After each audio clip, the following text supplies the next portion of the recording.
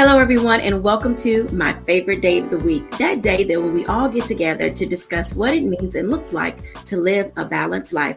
I'm Dr. Jackie here at Black Star Network, and let me tell you, today's lineup of guests and panelists will truly enlighten us all. You know, time is filled with swift transition, and as we're thinking about all things summer, trying to figure out how do we get our kids prepared and ready to go off to college, the different grades that they're going to, there is so much change that is happening in all of our lives.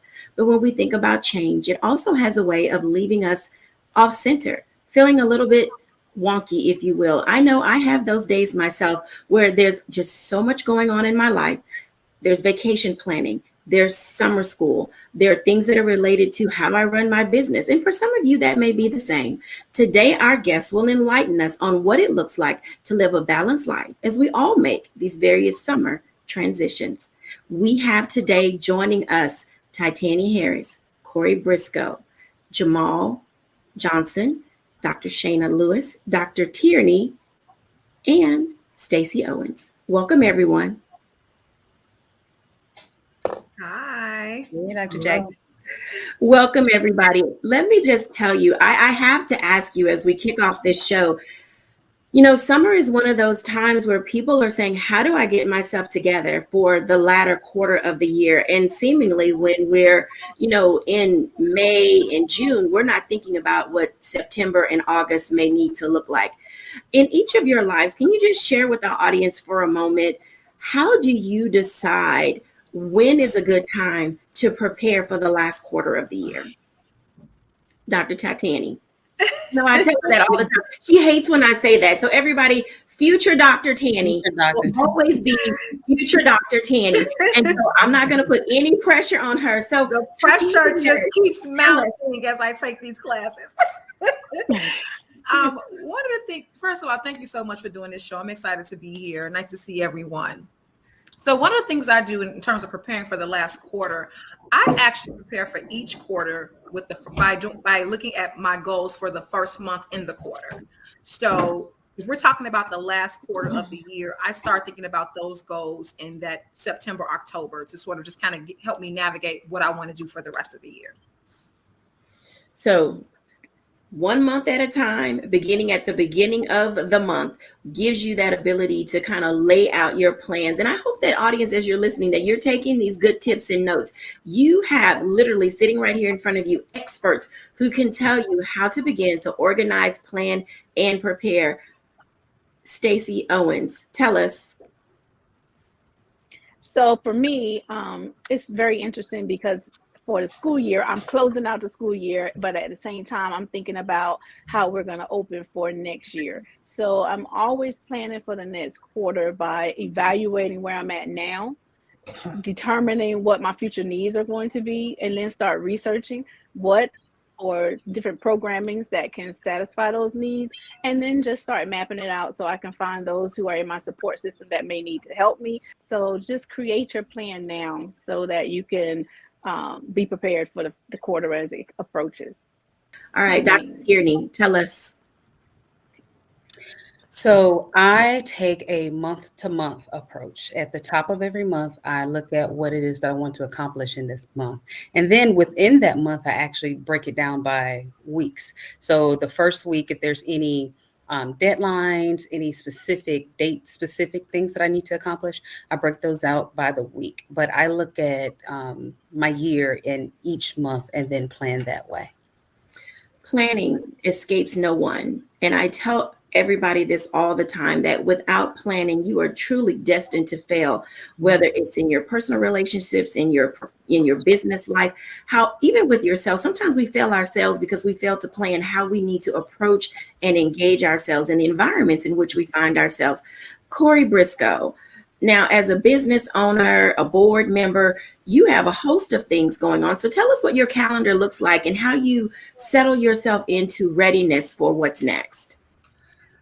The calendar looks treacherous, but what I have learned is that the balance and the construction of my calendar depends on me and how I look at what has to be accomplished. So for me, I take an annual approach. I try to plan I take personally I take significant time off at the end of the year to recharge and to plan. And so I look at holistically what the year is going to look like for me and identify what are my big milestones? What are the goals that I'm trying to meet? What are the things that I am trying to fit out? And I then organize them by quarters and I go by month to month. But I've learned to be flexible and pivot. And so what I tend to do is collect myself on a quarterly basis at the end of the quarter to assess, what was I realistic? Could I get it done? And then based on that, being a business owner, my life, it being a business owner, being a husband, and then being civically involved, I have to realize that there's so many things that are interdependent. And so for me, it really is sitting down and being able to identify a level of prioritization. And sometimes I've learned that even in my best intentions, I just can't fulfill all my obligations. And I've become one with that. And so I make smart goals that are more realistic and not what everyone wants me to accomplish. Thank you, Corey, for sharing those words of wisdom. Truly, planning is a very big part of all of our lives, and having a system and approach is very important to being able to stay engaged. Because honestly, when the planner is off center, everybody's off center and everybody's plans go awry. Up next, I want to introduce you to one of our guests, Dr. Shayna Lewis. I'm excited to have her join us today. Hey, Dr. Shayna. Hello, Dr. Jackie. How are you? I am doing well. I am so delighted that you are joining us today. And I know that our audience is going to meet you and get to know you a little more later on. But could you share with us, how do you plan, either personally or professionally, getting prepared for the last quarter of the year? That is such a great question. And I echo the response that Corey just gave. So I begin my planning end of December, usually the end of December. And I finish it at the beginning of January, but I look at the year in its entirety, but then I break it down into 90-day portions so that each quarter I know what I need to do in order to reach my greater goal. I call them 365 goals. The goal I want to have happen December 31st is my 365, but I break that down quarter by quarter. So once I have what I need to do quarter one for it, then I break that down by the month, I break that down by the week, and then I literally break it down by the day. And then I do that for each quarter as I go. So the fourth quarter, I already know that's going to be the end of whatever I've been working on. If it's a year-long goal, with some of them I may finish before the year is over, but especially for those that take a longer time to accomplish, I've been working on it all this time. So it's really already prepared and set up for me, and I track it. That is one of the things that I think is extremely important in our planning, is that we track our progress. I created an entire 90-day tracking journal for that purpose, because what we do not measure, we do not meet usually. So we have to make sure that we're tracking it. So for me, the planning piece and the tracking piece are the two most important parts of preparing for any quarter, but especially as we prepare for the end of our year. Thank you so much for sharing that. Did you guys catch those words of wisdom that she just gave? Honestly, planning is a process. There is an art and a joy to balanced living, and being able to do so also requires you to understand who you are, where you're going, and what works best for you. Our next guest, which I can't wait for you guys to talk to him, Pastor Jamel Johnson. Welcome, sir. Hello, how are you doing? Thank you for having me, Dr. Jackie. I am delighted that you are here. Now, you're going to tell us a little bit more who you are later on in our show, because I'm excited to have a one-on-one with you. But in your work as a pastor and you're planning for your personal life and for your family, what does that look like for you? Because oftentimes people think the pastor's work is only at the church, and we all know that not to be true. Right. And I actually echo everyone's sentiment.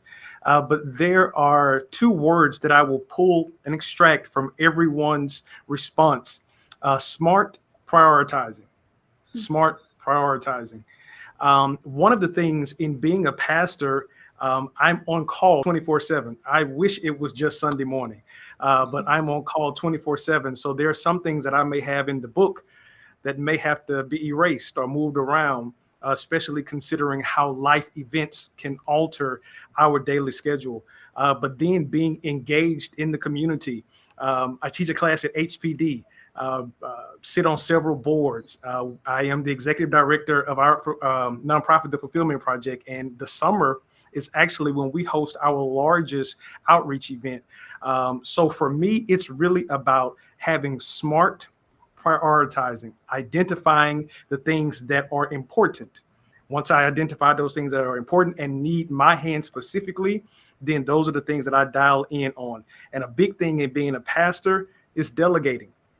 I think that that helps me be able to be as effective as I can be, and ensuring that there are some team players that wear the same jersey that I do that can go out and help me meet some of those things, those responsibilities that I have to meet on a daily basis. Did y'all hear that? I think that there's a quote that says, if you want to go fast, go alone. If you want to go far, go together. And today, what you've just heard are a few tips and ways in which you can discover how to balance your life by having smart goals, planning ahead, looking at your calendar a year in advance, knowing who it is that you want to take with you. But most importantly, don't leave yourself out. Include yourself in your plans so that you can enjoy the summer vacation. You can enjoy the things that you're trying to accomplish. When we come back after the break, we're going to get a little bit more specific. Some of you out there are trying to figure out how to get your kids not only through graduation, but you're trying to discover how to prepare them emotionally, spiritually, socially, coming through this pandemic to get ready for their next grade in life. When we're back after the break.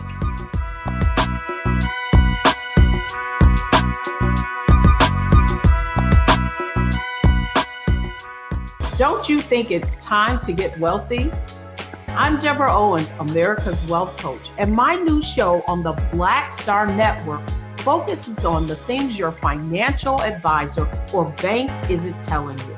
So watch Get Wealthy on the Black Star Network.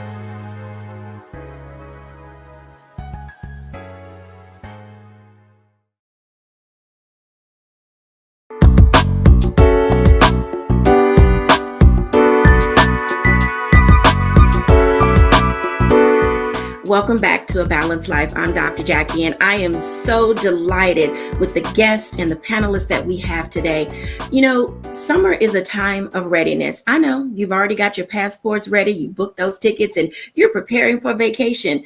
But before you can get to that, some of you are in that space where you're trying to figure out how you're going to deal with being an empty nester if your child is graduating and going off to college. Others of you are trying to figure out what I'm going to do with my second grader, soon to be third grader, my kindergartner, soon to be first grader. And let me just say, each of these ages and stages in which we find our children, now, whether they're your kid that you raised or you're raising someone else's kid, whether it's a niece or a nephew, we all have say in what happens in the lives of our village members. And so let's get this conversation started. Hey, gang, come on back in. Let me tell you, when I think about how families are trying to wrestle through, struggle with getting prepared for students and kids who literally missed 2 grades of being in school because of the pandemic, getting them prepared socially, emotionally, and moving in them, you know, through meeting new people and what that looks like, I can only imagine that it is a daunting task. And, you know, for this conversation, I want to talk to Dr. Shana and then also talk to future Dr. Tanny and also Stacey Owens. You guys are in that space where you're working with individuals, coaching them, counseling them, and being an administrator at school, getting them engaged and prepared. So Dr. Tierney, Dr. Tanny, Stacey, and Dr. Shana, let's have a conversation. So ladies, sorry, gentlemen, not to exclude you, but I got something else planned for y'all. So ladies, let's have this conversation about readiness levels, because as parents and as aunts, you all each serve your community in different ways. So Titani, Stacey, Dr. Shana, and Dr. Tierney, welcome. All right, so for my MSW and my LPC, let's have a talk about this emotional engagement that our children are seemingly having to face when they are adjusting to what it is that they need to go through. So Titani, in your work as a social worker and dealing with kids, how are you preparing them and parents for readying up for the next grade level? Sure. Thank you so much, Dr. Jacquie. So, you know, one of the things that we've done as a result with the pandemic. Let's just acknowledge what this trauma has been like for teens in particularly, right? It has exacerbated symptoms of anxiety, depression. That's what we've seen in our work. And so we started our teen talk workshops as a result of the pandemic to sort of address those issues. I think one of the other things is to acknowledge that change is inevitable. This pandemic has shown us that change can happen anytime. And change is also hard because of the unknown, right? It's this fear of not knowing what's going to happen, whether it's a big or small change, right? And so things like graduations, new jobs, new relationships, parenting your children, these are things that can sometimes cause worry. And so some of the tips that we've given, not just parents, but for parents to share with their youth is how to manage the changes, how to manage the transitions. And so one of the first things I think about is redirecting the uncertainty. And what do I mean by that? We have to live in the moment and give ourselves grace and focus on what's real and not what we think will happen. And also another thing would be what we talked about early is having a plan, right? Some people like to have a plan, some folks don't. I would encourage parents to have a plan because there's no right or wrong way to do things, but when a major life change happens to unfold, it might be good to have a plan. And so this helps alleviate some of that uncertainty and makes it easier to embrace the change. Embracing change. So, Dr. Shana, tell us a little bit about who you are and what you do, and help us and our audience identify and understand how to deal with these levels of change and anxiety that people go through so that they can begin to build a toolkit that will aid them with these varying levels of change. Well, Dr. Jacquie, that is an excellent question. That's loaded. So I'm going to try to take it a little bit at a time and just offer a few things for folks to think about. Well, I do have 20 years of experience as a licensed professional counselor. My specialty has been working with women and adolescent girls related to stress, transition, depression, relationship problems, and things of the sort. And so when you ask the question, how do we deal with the anxieties and how do we deal with the change? My sister said a minute ago, it has skyrocketed in the pandemic, not just for our children, but our peers and colleagues, the adults. We have struggled as much as our children have. One of the key things that I ask folks to consider how do we manage this anxiety? How do we deal with all this transition? And it is what we've heard. It's creating structure. When we have structure in our lives, we have an expectation for what is about to happen. Now, there's structure with flexible thinking that needs to go with it. Because as we were in the pandemic, as soon as we thought we knew we had something figured out, it all changed, right? And if you were stuck on what it was you thought it was supposed to be, you had more difficulty adjusting emotionally because you were like, well, wait, I thought that's what we were doing. So we need to have structure, not just for ourselves, but our children thrive on structure. They thrive on knowing what happens next and what is it supposed to look like. So when you're talking about creating a plan for the summer, you want to make sure that your children know what to expect. Are they going to summer camp? Are they going to grandma's house? Are they going to stay at home on their own? What's the plan? And I would encourage parents to give them something to do, even if there is no camp or something that you can send them to perhaps, but give them some things to do even while they're at home so that they have an expectation for their day. What we don't want to do is sleep away the whole summer because that's not good for anybody, actually. We want to keep our minds moving, occupied in a productive way. So that's what I would say. I would just add that to the toolkit that all of us are providing here. Create structure, but also add that flexible thinking with it in the event that things need to shift and change because of some unexpected thing that may show up. Yeah, let me put a pin in that for a second, because you were right. That was a loaded question. And when you think about the flexibility and the fluidity of the things that go on in our day to day, oftentimes that needle moves slow, and then it can move so fast that it's rapidly going back and forth, back and forth, back and forth. And you don't know how, as I'm going to ask Dr. Tierney, not only how to level up, but how do you sometimes figure out how to power down when there's too much going on and you seemingly just can't get a handle on how to figure out what to do next? Dr. Tierney. Perfect. So this is where I start talking about some of the grounding exercises, staying in the moment, particularly when things are starting to move really fast, after spending over 20 years in the higher education space.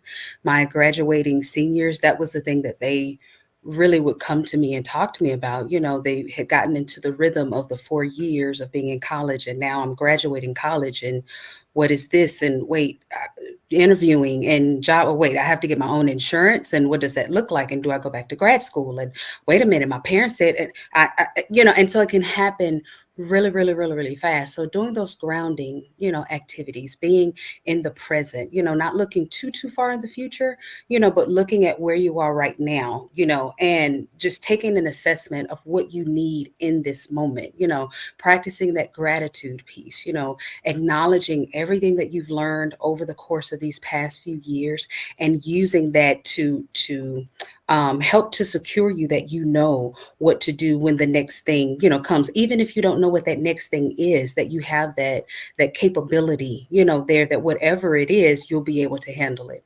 Something else that I want to add here is that in this piece of transition, often during the summer, we focus a lot on the students, our children being in transition, but the parents are in transition too, and this is something that I ask parents to kind of take a look at, is their transition. Like you said, they may be becoming empty nesters.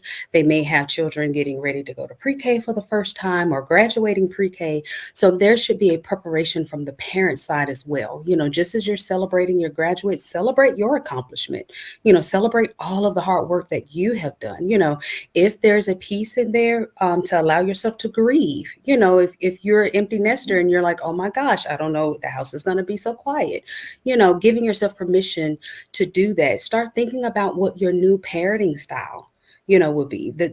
As your child is graduating and going off to college for the first time, or graduating college and starting their new jobs, that means there's some transition in the type of parenting, that you might need. And also thinking about what it is that you need, in this season of your life. So just kind of looking at the transition from a holistic standpoint, but also making sure that you're staying in the present and grounding yourself where you are right now, so that you're not becoming super overwhelmed and becoming anxious about all of the things, that are happening. All of the things that are happening. Stacey Owens, now let me just say, as you work with your teachers, as you work with administrators and the students and the parents at your school, you have the ability to see whether or not a child is at the space that they need to be in, and they're ready for first grade, they're ready for second grade. And you're in a unique position. Something that most of us have no knowledge about is how these kids came to school in the pandemic. Some of your kids may have come from another school and they were out for a year or 2 years, and then some of the kids stayed the entire time. How do you help them adjust and adapt, Stacey, to moving from grade level to grade level, and establishing for them some type of a grounding or a baseline to say, I can make it in third grade, I can make it in fourth grade, and giving them the skill set and the confidence that's required as they move through life? So I like to say we should be proactive so that we don't have to respond from a reactive state. So for us, as our students transition from grade level to grade level, it's pretty much having those conversations about those social and emotional conversations about what to expect at the next grade level. We like to make sure we prepare them for any conflict resolutions, like, can you solve problems? Can you identify? You're going to be working with different peer sets at different academic abilities. What tools and what resources do you need as a student so that you can be successful at that next level, so that we can deal with any anxiety that the student may be feeling with change? I also like to say that for us, every home is not necessarily a supervised, structured, or safe home environment. So where we like to have these conversations and say that when we're talking with our parents and giving them tools and helping them, it's always ideal that you'll have parents that are ready for that and very receptive of receiving the information that you're giving, so that you can help students with any learning loss and so forth. But for us, we're always focusing on, what if we're in a situation where we don't have that kind of support? Then how can we stand in as an extended resource to cover those gaps? So now we're looking proactively for other programs that we can put in place or that we can direct parents to. So it's just really knowing and building those relationships so that we can know what we're dealing with the child and at home. Thank you for sharing that, because there's both the internal and the external opportunities as we think about what summer is going to be like for our children. Some of you will have your grandkids, some of you will have your nieces and nephews, others of you will be going away and taking trips. But as it was just stated, home is not always a stable and safe place. And we need to have time and opportunity for our children to be able to be exposed to different things. When we come back after the break, we're going to talk to two gentlemen who could probably shed a little light on opportunities outside of the home for our children to grow and advance when we're back after the break.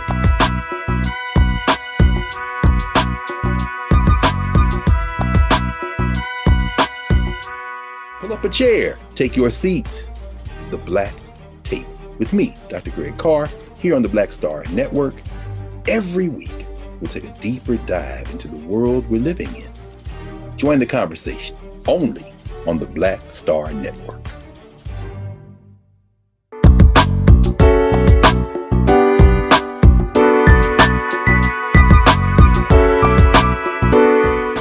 Welcome back, everyone, to A Balanced Life. And as you can tell, we are helping you fill your basket, fill your toolkit, fill your arsenal with the tools and the tips that you will need to be ready for summer. Whether it's your first summer job, whether you are trying to discover and figure out what to do with yourself or with your kids over the summer break, here is where you can find some opportunity to stay sane. I'd like to talk now to Pastor Jamel Johnson and Corey Briscoe. I am believing for certain that these gentlemen are going to be able to shed a little light on some things, because oftentimes, you know, guys, in our spaces, we think about what moms can do. And we don't always say, what is dad going to do? What is uncle so-and-so going to do? What is cousin so-and-so going to be able to bring to the table? But you two are in very unique spaces where when we think about how do we help our children, and I'm going to start with the pandemic first, because both of you operate from a church space perspective. And there was a time when the church seemed to be left out of the conversation. And what are we going to do when we open to be able to engage our families and our children again? So I want to start with Pastor Johnson to talk a little bit about the church. Seemingly the church was left out during the pandemic, knowing when to open, what we were going to do, how we were going to stabilize our families. So Pastor Johnson, how did the pandemic work for you in the church, and now going forward, preparing our students for activity? Great question. To be perfectly honest with you, our church never closed during quarantine. Now, I know that may sound a little scary, you know, because there's a mandate. Nobody was supposed to be in large gathering spaces, but our building closed, but our church didn't close. Mm-hmm. So I know that may be a flip on your question, but maybe a year prior to the shutdown, we actually started to engage our partners, and that's what we call our parishioners partners, to see our online campus is not just an option if you're running late, if you had to work over, but really see it as another place to have church. So in 2018 up through 2019, we really actually promoted our online experience just as if you would come into the building. So we already had things in place. So when we were out of the building, we just told people to meet us online. And so throughout the course of quarantine, we learned how to let technology be our friend.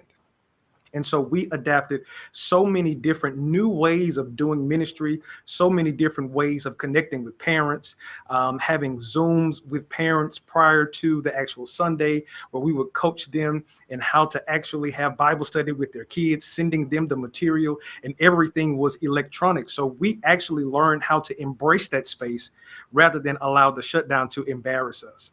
I believe earlier there was a word that was used about pivoting. And there are so many industries. I was in a meeting this last week, and they said that young thought leaders of this generation have caused industries to pivot and change. And the lasting message was, if you aren't willing to change, you won't be existing. And so there are so many opportunities that now have been made available that were not available prior to, because so many things had to happen in a brick and mortar, but now online is available. So this summer there are entities that are getting back to the face-to-face, where I believe that families could utilize that, but there are also places that are online.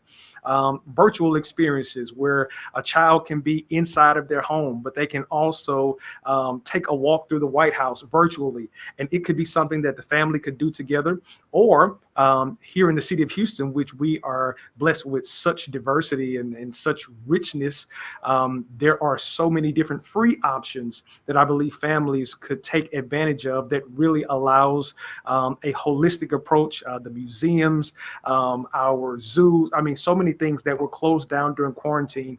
But I honestly believe, to answer your question, it's really about being plugged in and being knowledgeable of what's around you, and then taking advantage of the opportunities that will help also foster new opportunities, new experiences, and expose your children to things that they may now grow up to be 10 to 15 years from now. Thank you for sharing that. You mentioned the word adaptability, and earlier someone mentioned the word flexibility. And then, I know one of Corey's favorite words is pivot. And Corey, as a church board member, as a churchman yourself, oftentimes the church does get left behind because of its inflexibility. Now that churches are open and technology is here to stay, can you talk for just a moment about the advantages of having an open mind to how the gospel can lead people in a direction that can literally give them balance and sanity? I love that, Dr. Jackie, and I think the first thing is that let me go to Pastor JT and say I love how he said that. Right, our buildings were closed, but those of us that understand that we are the church have a different perspective on that.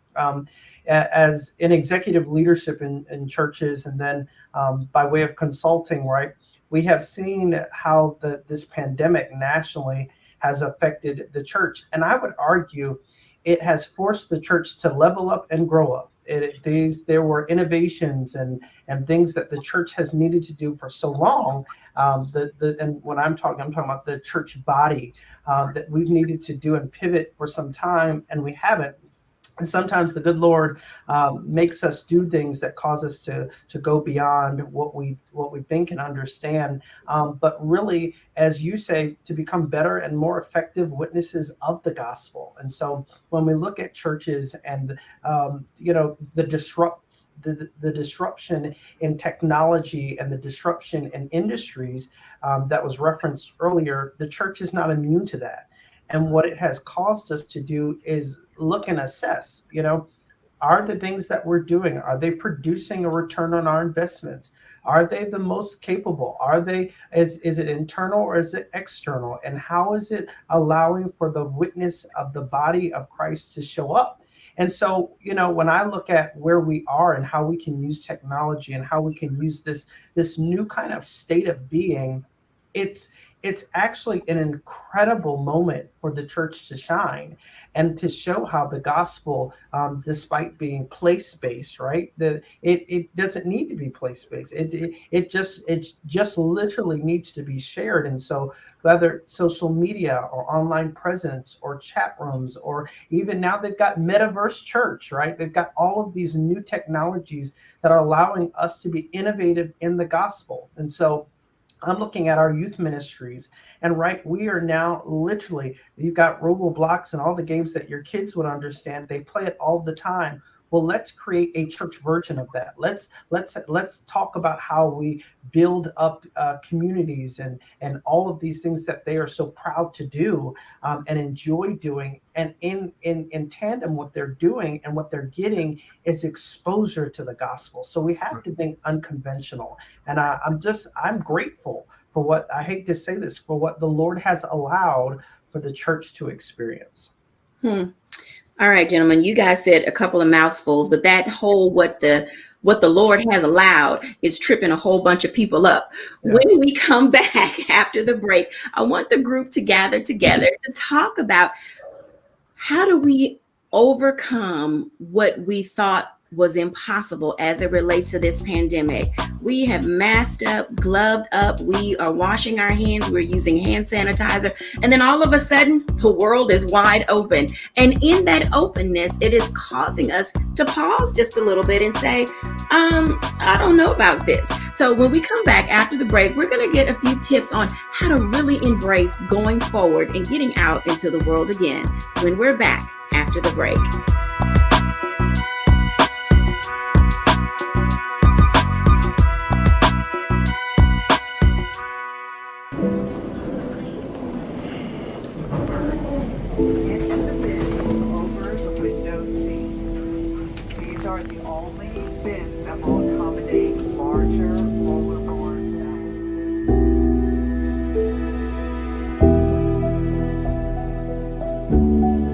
Put 10 in here? 10, and you don't come out till you die. And you eat him, you hoop 10. Oh my God. So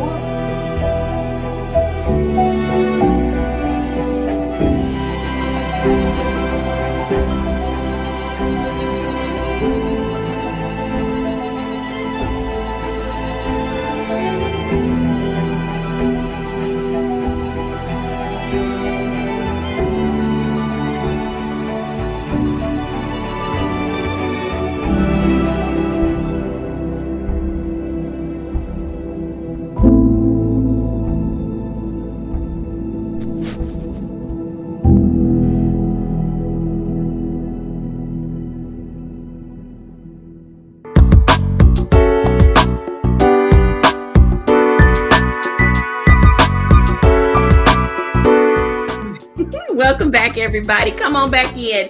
Let me just say, we're back after this break. And, everyone has given us some good tips and tools related to how do we move ourselves forward with our families? How do we get ourselves prepared for the next quarter? I have to say, it's very important to back into your year. Start in December. Move yourselves forward. Know what it is you want to do and be able to put a plan in place. But this pandemic, oh my goodness, has tripped us all up.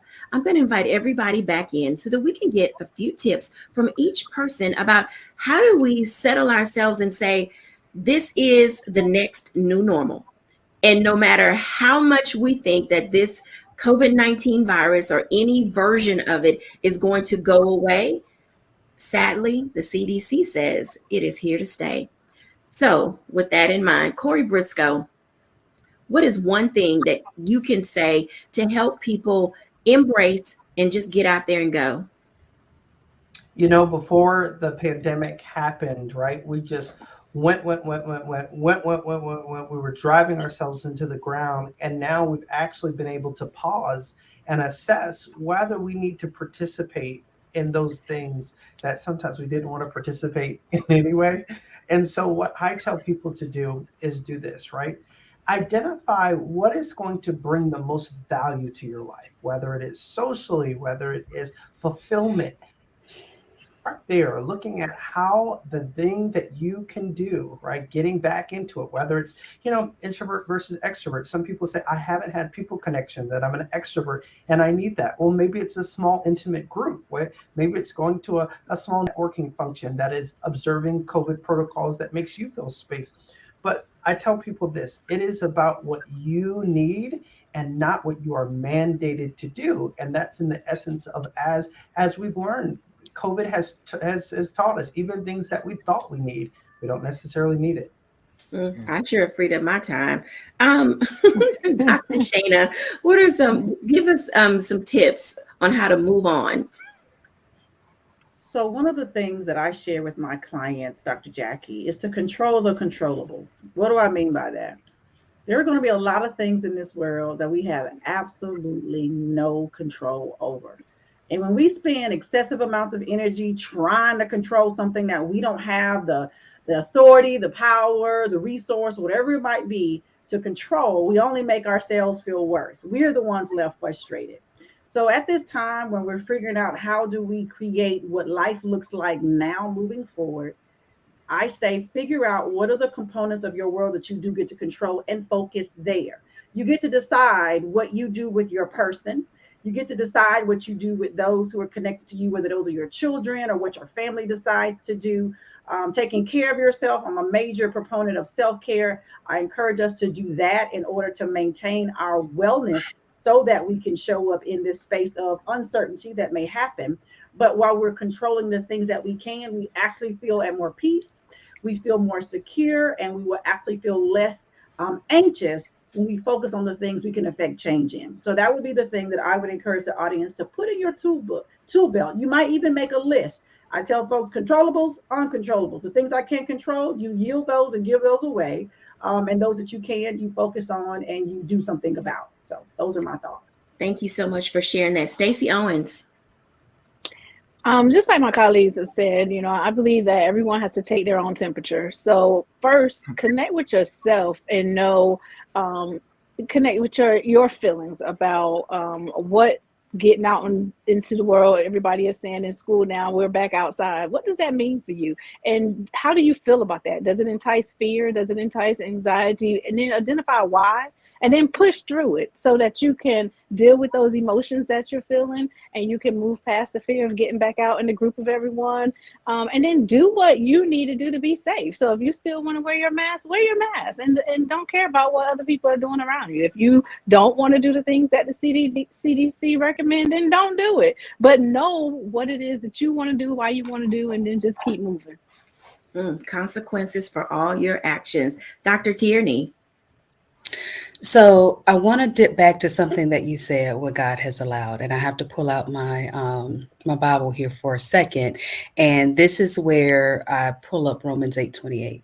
All things work together for the good. Not that it is good, but as we find ourselves in this transition, the ups, the downs, the uncontrollables, the things I didn't expect, the things I wasn't sure of or didn't know that was going to happen, we have to remember that all things work together, and so let that be your guiding beacon as you are finding yourselves in these transitions, making your plans, maintaining your flexibility. Even if things happen that were not necessarily that good or don't feel that good, remember Romans 8:28, all things work together for the good. Thank you for sharing that. And it actually puts us, in that space of saying, I need a little levity in my life. Pastor JT. Yes, ma'am. Everybody has said everything that I was going to say. So I will just say ditto, but I will add this. The pandemic taught us that it's better to be planted in soil than cement. There are so many things that we believed had to happen or had to exist, and we put cement around them and made them monuments. But we saw over the last 2 years that those monuments came down, going all the way to our favorite Sears and Roebuck. It's not here anymore. There is more online commerce that is happening than any other time before. People are not going to the mall. Amazon is coming to their house. So when you understand that there has been a shift, a worldwide shift, you will now challenge yourself to be planted in soil and then allow the tree to produce the fruit. Because the fruit on the tree is what dictates what the tree is, not the tree itself. So you just stay planted and continue to grow. And the fruit that come forth, that's going to be what's going to sustain you in this season and the season beyond. Now I want y'all to hold on to that word that the pastor just gave. Because if you missed church on Sunday, on a Tuesday, you got the word that you missed. You have to be careful about building monuments around things that were never meant to last. When I come back, I'm going to give my reflection for the day when we're back after the break.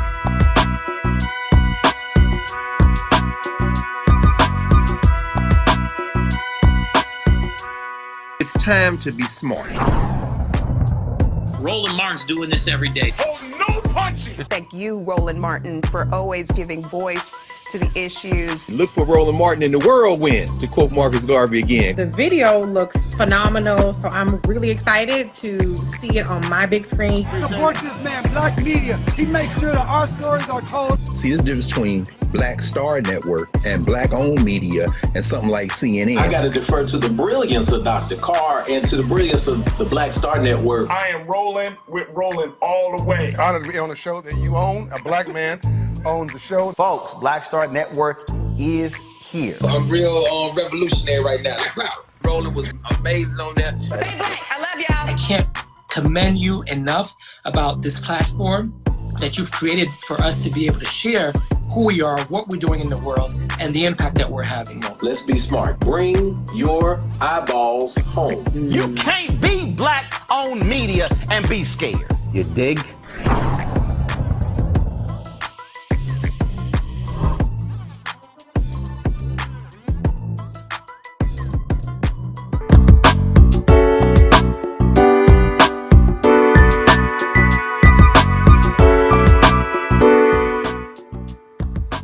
Welcome back, everybody, to A Balanced Life with Dr. Jackie. We have heard today how to gauge the temperature of our lives, discovering where we are, what we need to do, and how to move ourselves forward.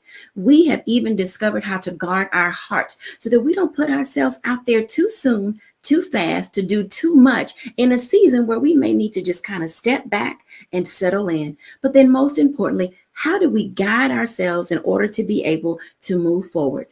Each and every day, we are going to be challenged on the left, on the right, and sometimes you're going to get stuck in the middle. But I hope today that you've been given some tips and tools by our guests and our panelists on how to reach into that toolkit, figure out the things that are for you and say yes, and those things that are not for you, be comfortable with saying no.